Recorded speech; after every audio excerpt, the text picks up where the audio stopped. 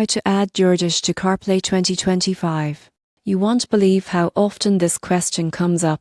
Can you add Doordash to Apple CarPlay in 2025? The answer might surprise you. As of now, Doordash does not officially support Apple CarPlay. That means you won't find it listed in your CarPlay app menu, no matter what settings you change. Most people get stuck here and assume something is broken.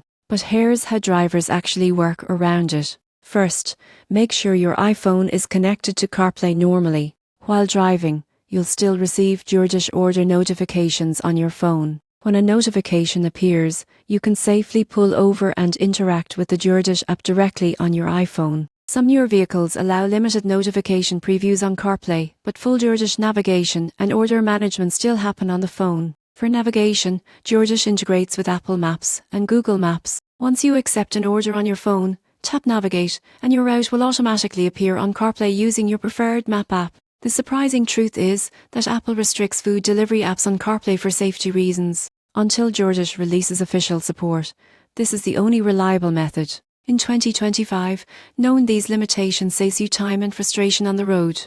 If you're a delivery driver and want more tips to work smarter, not harder, make sure to subscribe.